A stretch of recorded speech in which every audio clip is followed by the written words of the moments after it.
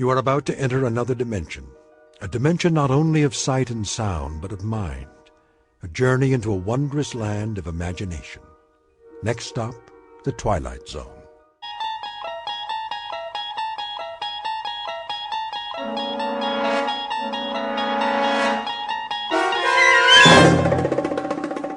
There is a fifth dimension beyond that which is known to man. It is a dimension as vast as space and as timeless as infinity. It is the middle ground between light and shadow, and it lies between the pit of man's fears and the summit of his knowledge. This is the dimension of imagination. It is an area which we call the Twilight Zone.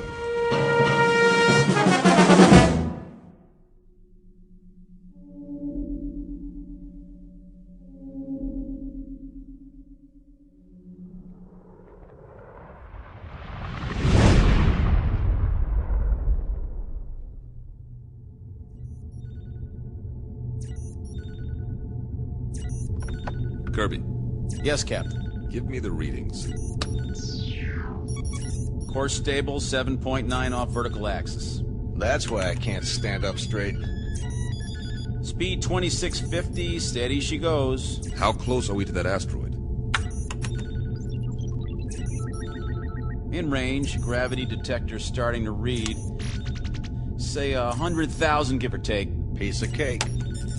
We still have to maneuver for a landing. Fuel supply. Well, Captain, let me put it this way. If I was back home in my car, I'd pray for a steep hill so I could put her in neutral and coast all the way down. That bad, huh? I think the expression is running on fumes. What's the terrain? Spectrographics coming in. And? Not too hot, not too cold.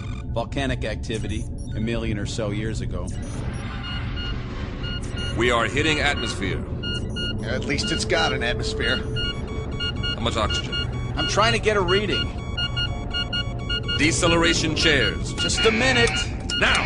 Better do it, Pete. All right, Myers, I'm going. Firing retro rockets.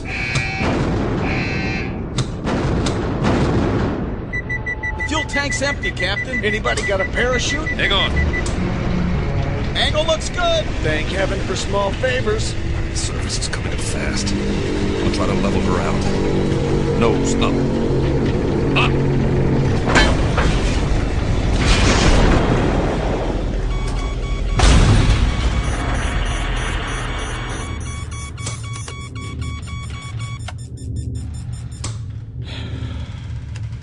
Nobody say anything. I want to remember this magic moment. Oh. Ooh.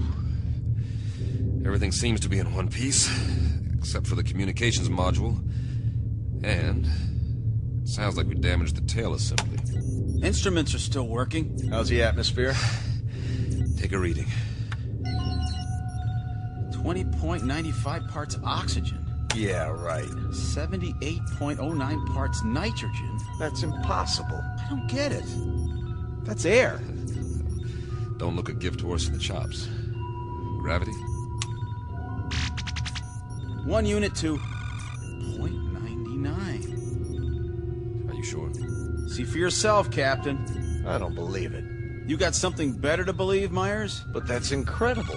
Conditions identical to Earth, and yet we're 655 million miles away from Earth.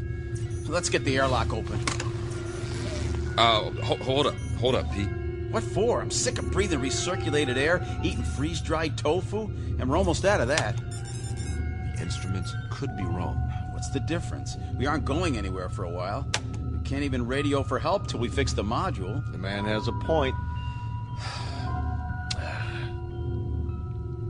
I suppose you're right. At least put on your helmets.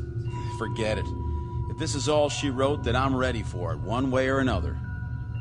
I'm afraid I'm with Pete on this, Captain. Either we die now or we die later, starving to death like dogs.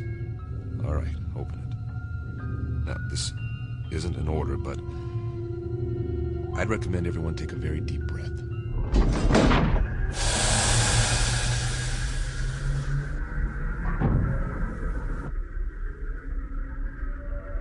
Time, the future. Place, a dark corner of the universe millions of miles from planet Earth. The main characters, 3 men. William Weber, captain. Peter Kirby, navigator. Carl Myers, geologist and science consultant. Each distinct from the others, but all sharing a common dilemma. They are lost. And like any long-haul explorers, they want to go home. Not their home necessarily, that would be too much to hope for. But at this point, any old port in a storm will do. Especially for those who have veered off course and into the Twilight Zone. And now, The Twilight Zone, and our story, Elegy, starring Blair Underwood, with Stacy Keach as your narrator.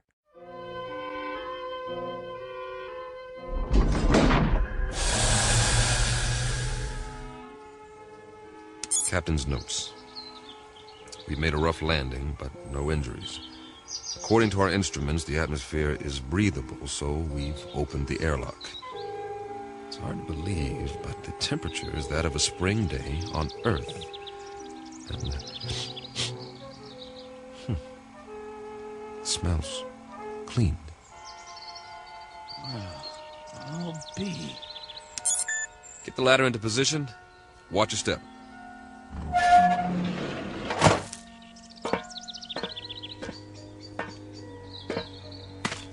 How many miles did you say we were from Earth? Too many. Time for a reality check. You see the same thing I see, Captain? What do you see? Open country, farmland. Kirby? Affirmative. Acres of grass, trees. I grew up in a place like this, in the Midwest. And those hills. They're settled granite, I'm sure. Eroded over thousands of years of wind, rain. I don't get it. Neither do I. Wait a minute. I do. Don't you see? We're back on Earth. Come off it, Kirby. I'm serious. The instruments are all screwed up. Some way or another. Don't ask me how. We got turned around, and now here we are, right back where we started. Oh, man. That is rich. Only one thing's missing. A brass band. Maybe they forgot about us. It's an interesting theory.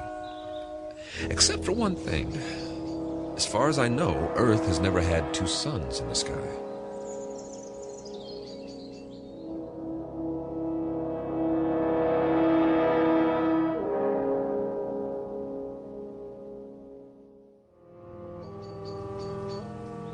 You're right. But the temperature's perfect. That means they're smaller than our sun. Added together, they put out just enough energy to duplicate conditions on our own planet, including evolution. And the people learned to build farmhouses exactly like ours. What? If that's not a barn over there painted red, then it's a pretty good imitation of one. What in the name of... Better check it out. Be careful, men. We don't know what we're dealing with yet.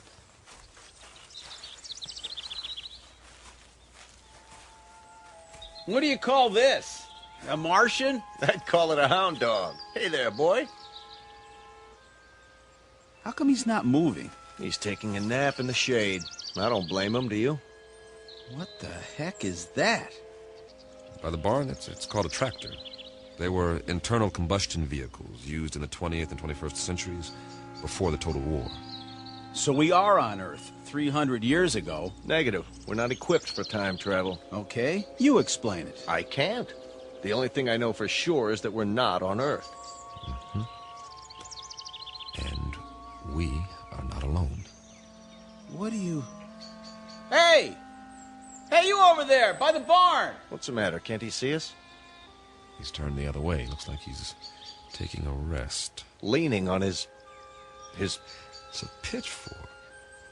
He was using it to load hay into the wagon. Some outfit. Overalls. Farmers wore them with straw hats, just like that one. He even has a red bandana in his back pocket. Well, I suggest we ask him the way to the Emerald City.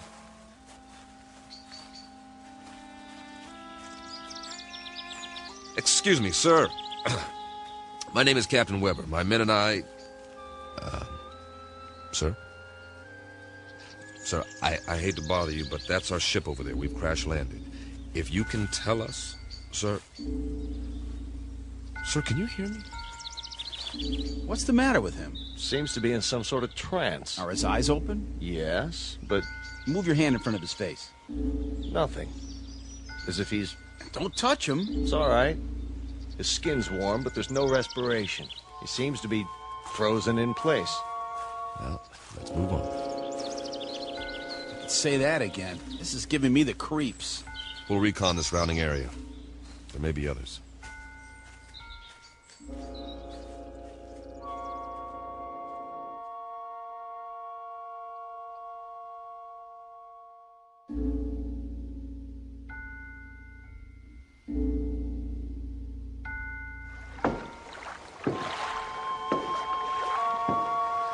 Oh, now this is what I call a lake. That's what anyone would call it, Pete. Easy, easy. Be sure the bridge will hold. Feels solid to me. We ought to take off these flight suits and jump in. No, thanks. Why not? Well, Go on, say it. You can't swim, can you? not as such. Oh, the big scientist. Wait a minute. Maybe we can find some water wings for you. Let's get a move on. We have a lot of ground to cover. Back home, we had a swimming hole. Man, on a hot day, I thought I was in heaven. We'd go skinny dipping. Right in all that pollution. Nah, before the government closed the rivers. They were even fishing it. You could even see them jumping in the air. You ever go fishing, Captain? Yeah, as a matter of fact, I did. In the mountains. The runoff from the snow was clean. Yeah, you could eat the fish if you wanted to and not get sick. I don't see any fish in this water. We better keep moving. We don't know when the suns go down. We should be back at the ship before dark, just to be safe. Good point. Maybe they don't have fish here. That's a possibility if the planet's evolution took a different turn. Hey, there's somebody. I don't see anything. On the opposite bank. Clad shirt. See him? Sitting there with a fishing pole. Hey, mister! Hey, mister! Kirby's right. Folding chair, wicker basket, the whole setup. Looks like the guy's got it made. Let's hope this one talks to strangers.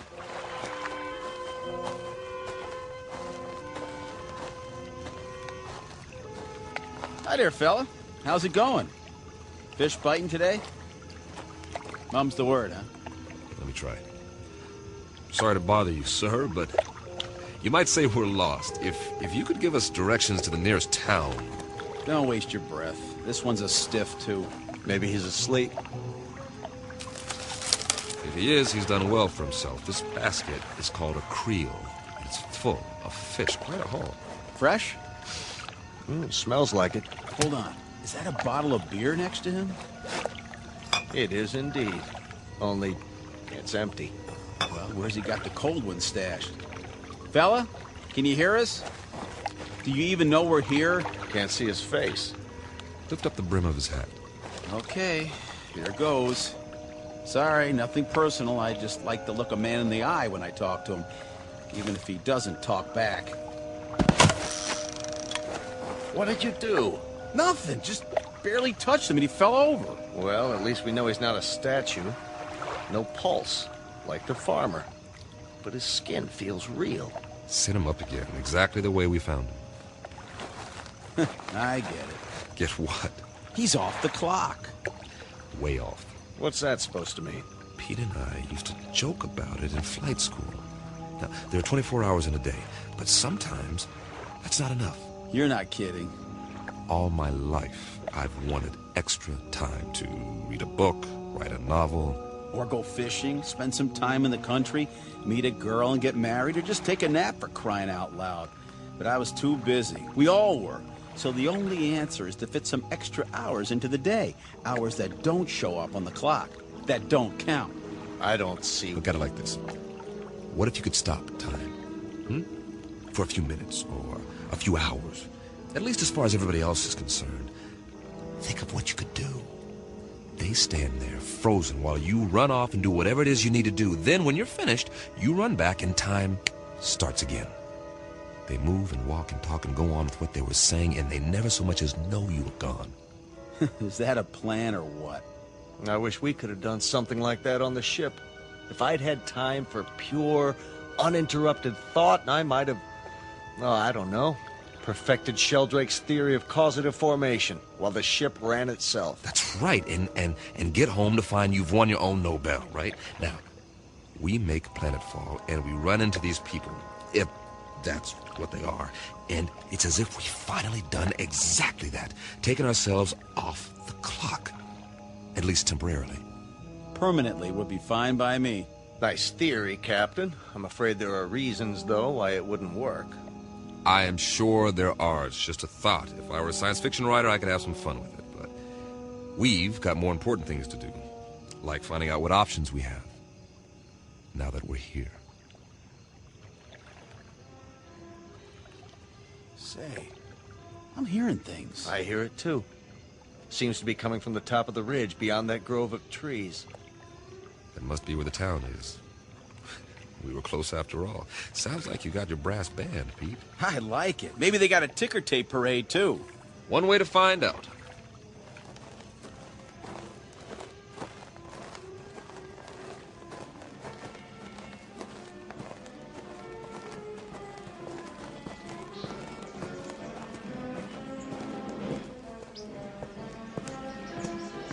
Captain's Journal.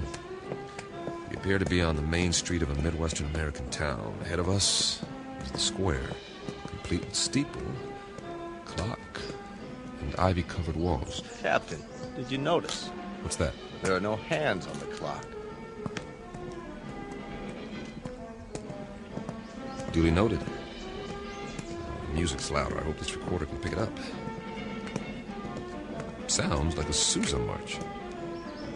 There's a bandstand, flags, bunting, and a sign that says, Inauguration Ceremony. Welcome, Mayor Finch. The musicians are all in uniform. Just one thing. They're not really playing. Kirby's right. Nobody's moving. Not even Mayor Finch. He's holding a silk hat. A photographer's in front of the crowd about to take his picture, but nothing's happening. It's like a movie set with 100 extras all waiting for someone to yell action. The question is, who's directing? I'm going to look around. Weber out. The music's coming from that loudspeaker near the platform. It's being piped in from somewhere. Pre-recorded, no doubt. Concert's over. I wonder who turned it off. Any ideas, Professor? Well, I suppose it could all be part of a carefully orchestrated illusion. That's as good an explanation as any. Now, maybe we're being made to see and hear what we hoped we'd find here. The sights and sounds of home. But they got it wrong. It's 300 years before our time. Who's they? Or it could be that time itself is somehow suspended in this place. So we really are off the clock. It's all relative. Time may have, in a sense, speeded up for us or slowed down for them. You mean they might actually be moving? It's possible. Why can't we see it? You can't see the movement of a clock's hands, nevertheless, they move. Yeah, when there are hands. Do you believe what you're saying? Of course not. Hey, everybody. Sir, ma'am, what's the matter with you people? Are we invisible or something? Don't take it personally. By the looks of them, they don't see anything. They might as well be statues. But they're not statues. Here, feel one. You, sir, shake hands with the captain. See what I mean? They feel like flesh and blood. Yeah, Kirby's right. More of the same. Whoever, or whatever, is responsible, they've created a perfect imitation of the real thing all over this asteroid. For what purpose? I don't have a clue. The expenditure of time and effort is considerable. Not to mention the science involved. The skin on these pseudo-people must be a new polymer compound. And the clothing, all duplications of Earth fabrics. I wonder... Nah, never mind. Say it. Well, we must not be the first to land here. But this asteroid's not on the charts. Then, who were they modeled after? Maybe somebody real is still here. Where? Could be anywhere. The streets, the buildings. I say we separate. We'll meet back here in an hour. Well, it's better than huddling together like frightened children. All right. Pete, you go that way, Carl. See where the street leads and take some readings while you're at it. All right. I'll cover the buildings along this side, starting with the hotel. Remember, 1 hour. Are your watches set? Yeah. Yes. Don't ask me what to set it to, though. Earth time or something else entirely.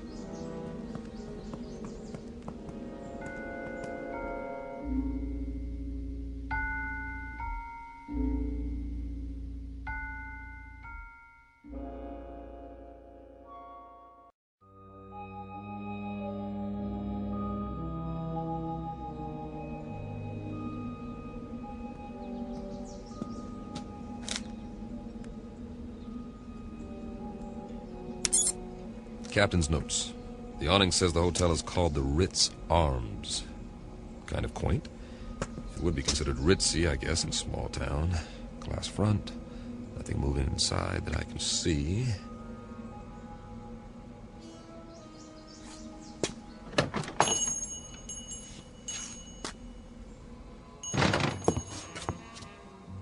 I should have brought the Visicam to record this. There's a clerk behind the desk, not moving, of course. And oh, this is classic. There's an alcove off to one side. I can see 4 men seated around a table. A green lampshade, money. I think they're playing poker. Or they were before they stopped moving. And there's a waitress with a tray full of drinks. The big winner seems to be a little man with a gray mustache. Not your typical gambler, but he's all set to rake in the chips. He looks mighty happy. Hey, fella. Wonder what cards he's got here. I don't think he'll mind if I take a peek. Oh, 4 big, beautiful aces. Nice work. Oh, hold on. If I'm not mistaken, that's a waltz coming from upstairs.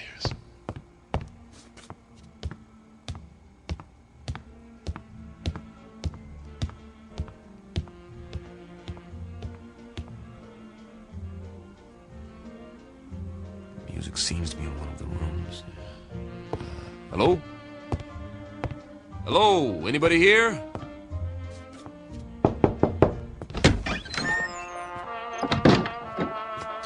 Oh, sorry. Excuse me.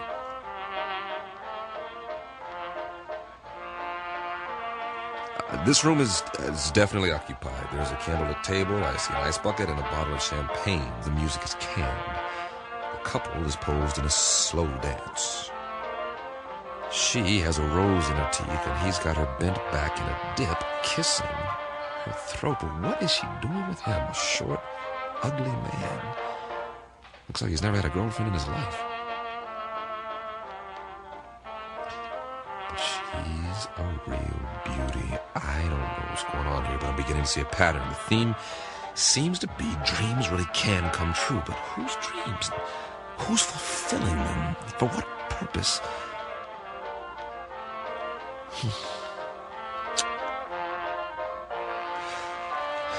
Weber out. For now.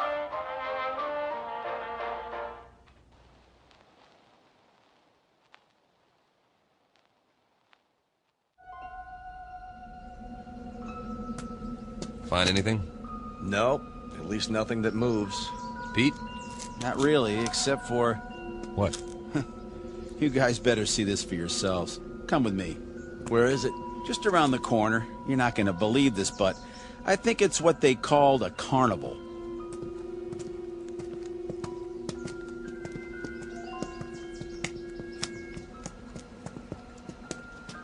That's what it is, all right. The Midway. Those booths along either side, people could win various trinkets of low value by throwing baseballs at steel milk bottles or firing toy rifles at targets. I was wondering. A test of skill for amusement. Also the urge to gamble for those with a predilection for obsessive-compulsive behavior. What's in the tent? Oh, just some men in swimming trunks. Win $500. Go 2 rounds with Tiger Loomis. Oh. It's not a real tiger. No kidding, genius. Let's have a look inside.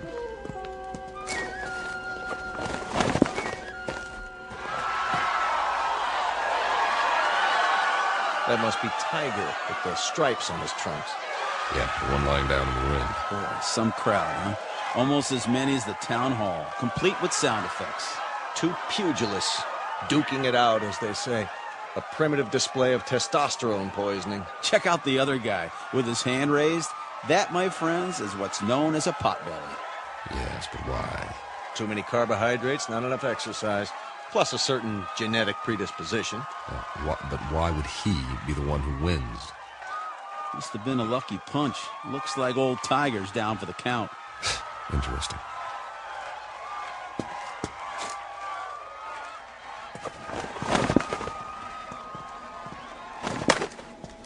I think it's creepy. All these imitation people posed every which way. What do we have over there? I believe it's called a sideshow.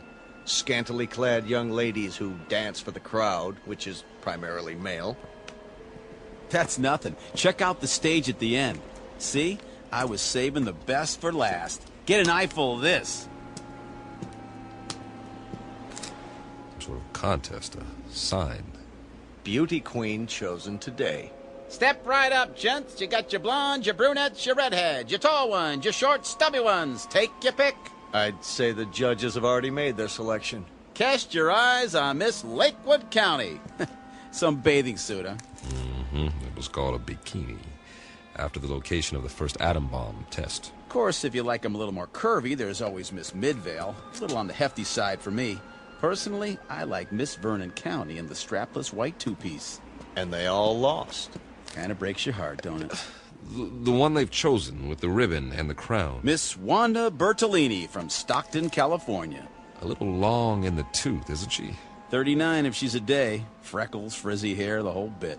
And yet, she's won against all those beauties. There ain't no accounting for taste. Perhaps the competition was rigged. Yes. But why? Your Majesty, my compliments to the judges. I don't blame them. They think you're the prettiest one of all. Wear it with pride, but tell me something, Your Majesty. What's wrong with you? I mean, you can't even move a muscle, like everybody else in this crazy asteroid. Answer me. Go on. What's the matter? Cat got your tongue? Answer me. Easy, Pete. Ah, you can have it. Everything about this place is nuts. Where are you going? Wait!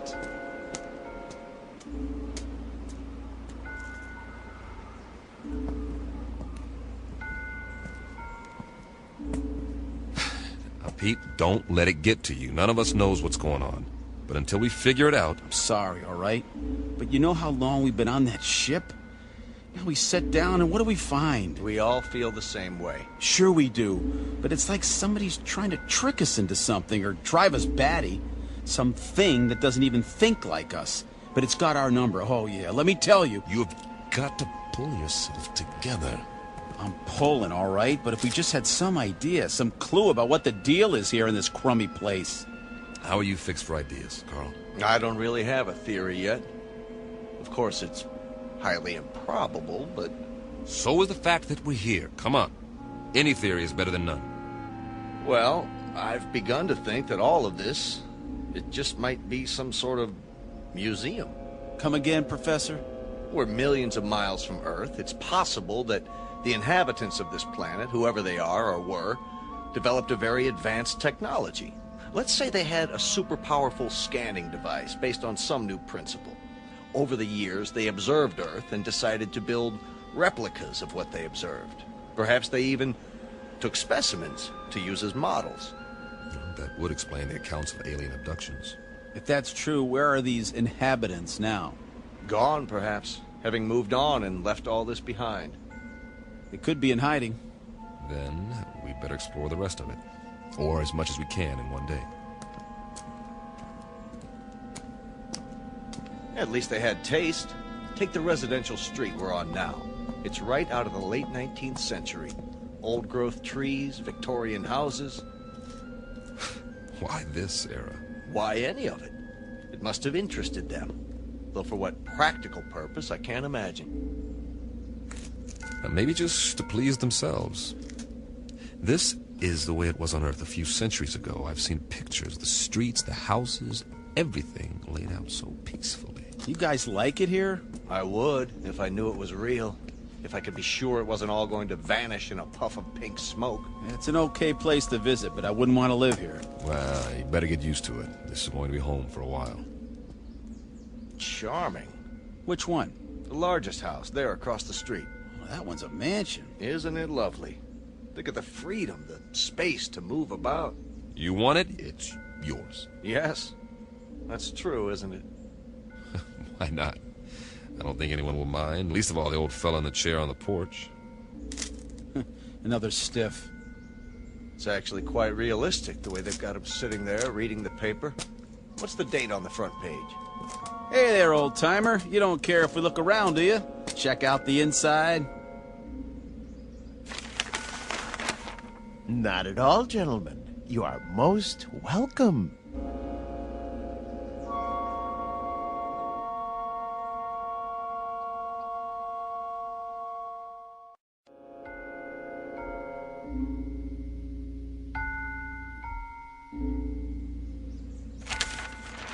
Jeez Louise! He talks! Forgive us, sir. You all look as though you've seen a ghost. We assumed that you were like the others. Oh, no. I'm Captain Weber. The name is Wickwire. Jeremy Wickwire. Ah, a pleasure. Peter Kirby, my navigator. Hi. Carl Myers. How do you do? Can't believe you're real. Isn't everybody? We used to think so. Not around here. Oh, the others are nothing to be afraid of. Really, they're not. We have so many questions. I don't know where to start. We can talk inside. Some tea, perhaps. Please, gentlemen, won't you come in?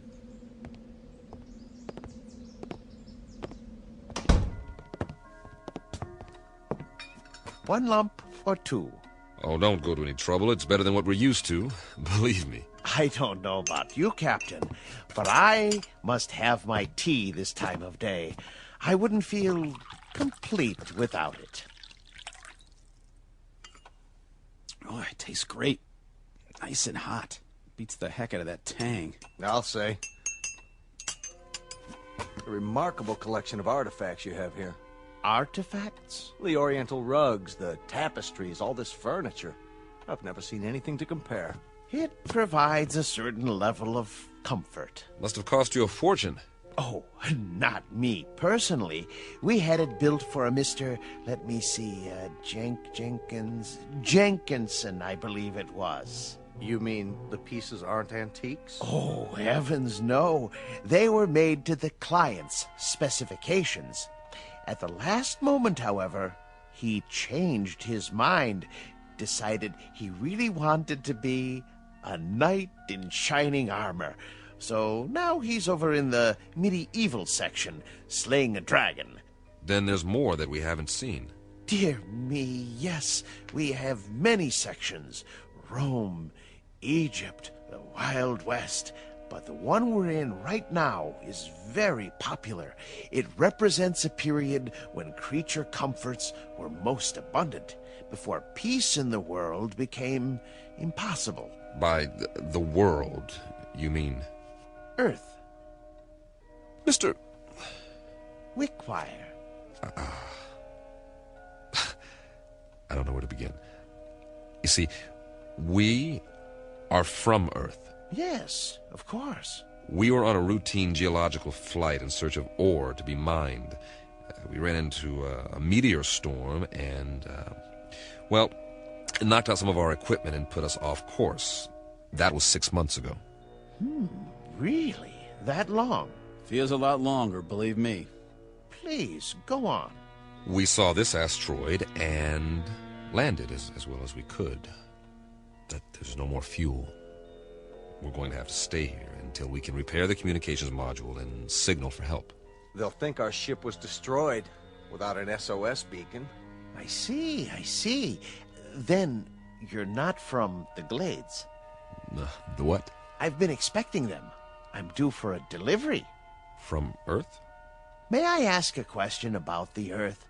Did they, by any chance, have that atomic war? Not as such. A cluster of smaller wars almost simultaneously.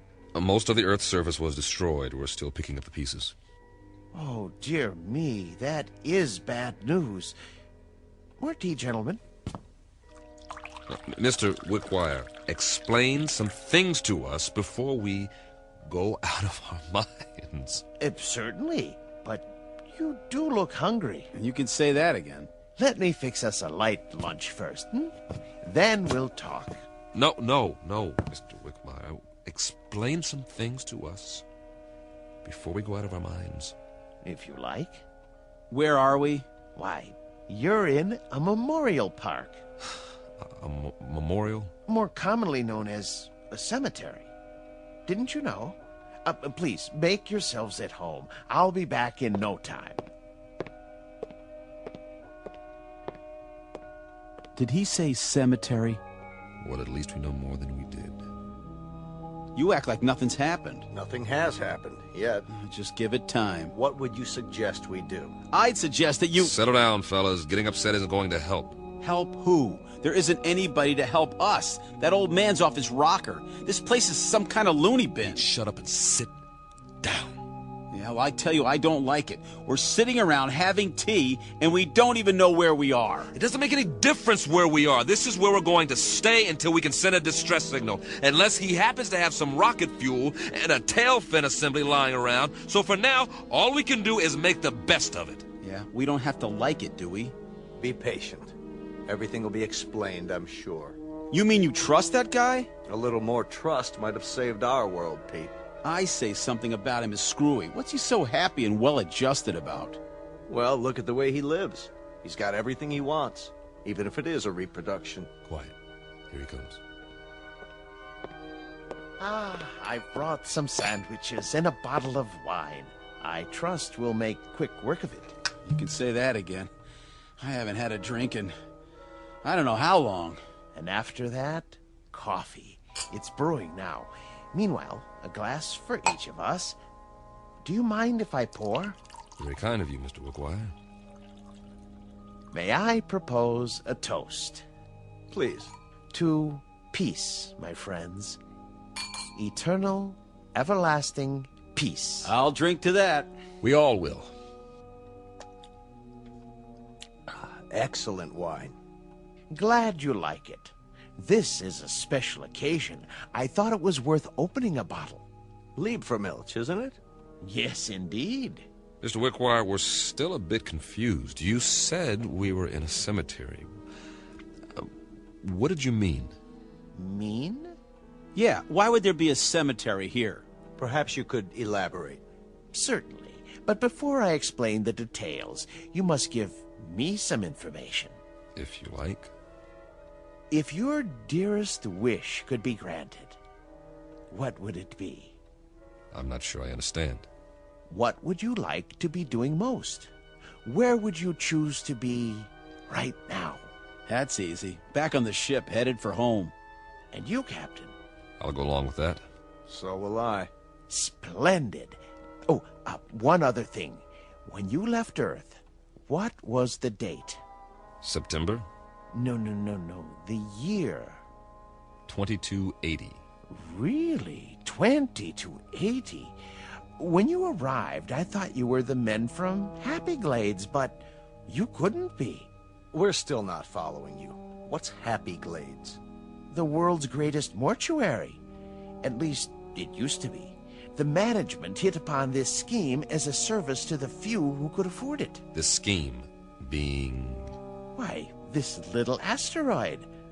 Moriarty bought it and paid well to keep it off the maps. For what reason? Simple, really. You see, the plan was to recreate conditions in which the dearly departed would be most happy. A favorite setting, a desired event.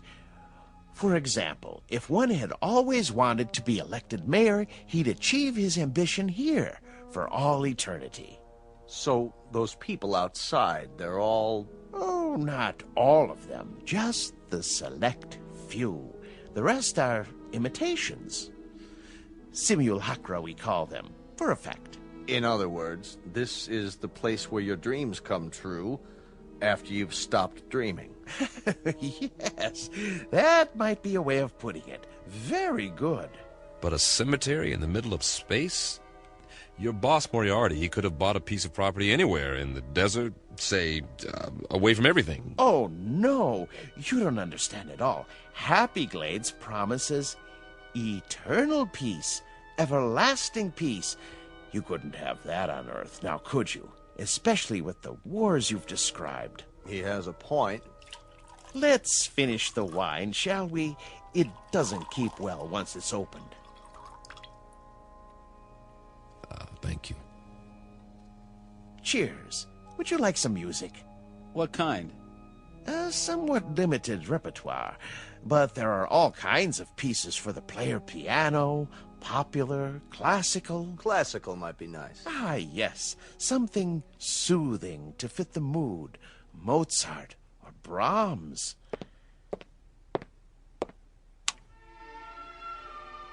A good choice. I thought so. Drink up, gentlemen, before I bring the coffee. Unless you'd like something more to eat. I have some tea cakes in the kitchen. What about you? Me? Yes. How do you fit in? Why, I'm the caretaker. It's my job to make sure that our guests are not disturbed. This mortuary, or whatever it is, when was it built? Let me see. The year was 2177, I believe. It's almost 100 years ago. That makes you a little on the elderly side, doesn't it, Mr. Wickwire? Oh, you force me to an embarrassing admission. You see, I'm not actually human. When you're gone, I'll go back to sleep, as it were, until I'm needed again. I go on and off, like a machine. You understand now? Sure. Nothing complicated about that. He goes on and off. I've apparently been turned off for several decades. One thing, Mr. Wickwire, we're not going anywhere. We can't. We're staying here, at least for the time being. Yes, I know. You said something about when we're gone. Oh, a figure of speech, Captain. I meant departed. Gone on, as it were. Jim, you know what he's saying. What's the matter, Carl? You're pale. And you're perspiring. What in the... Something wrong with the wine. The old man. He didn't drink any of his. You're right. Why? Why didn't you, Wickwire? I told you not to trust him. I told you. Oh, he's poisoned us. We meant you no harm. I realize that, and I'm sorry. Truly I am.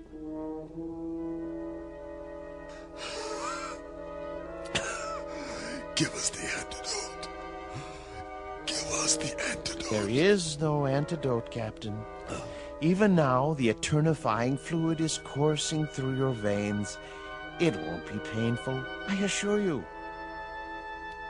Oh, please. You've got to stop it. Oh, my dear friends, can't you understand? I have no control in these matters. I'm only a machine. But why? Why us? Because you're here and you're men. And while there are men, there can be no peace. Surely you've seen ample evidence of that on Earth. What are you going to do with us? There are several possibilities, but as you said, your preference is to be on your ship. So be it. I'll move you there and arrange you in your natural habitat.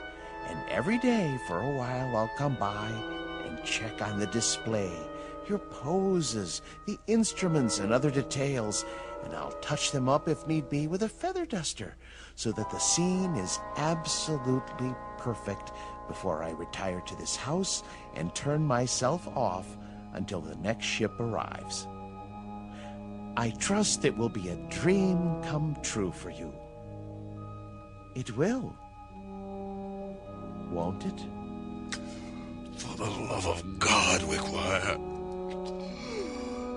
For the love of God. You'll excuse me now, but I must make ready.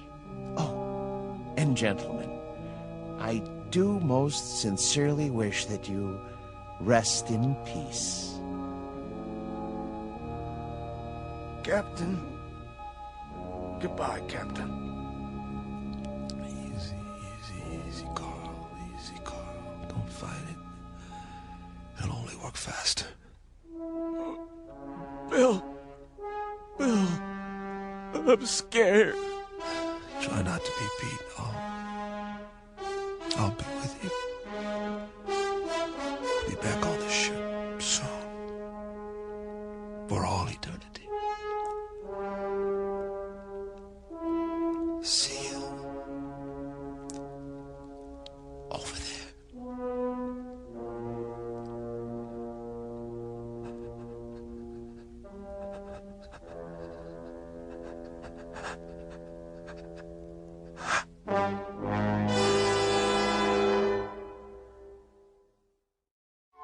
Captain Weber, his navigator Kirby, and Meyer, the geologist, on their last voyage.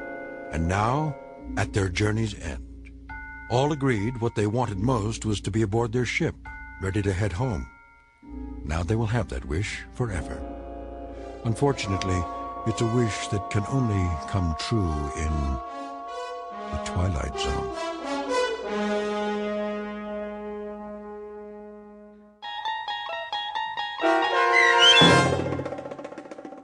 Elegy, starring Blair Underwood with Stacy Keach as your narrator, was adapted for radio by Dennis Etchison and written for The Twilight Zone by Charles Beaumont. Heard in the cast were Jeff Lupetin, Christian Stolte, and Joby Cerny.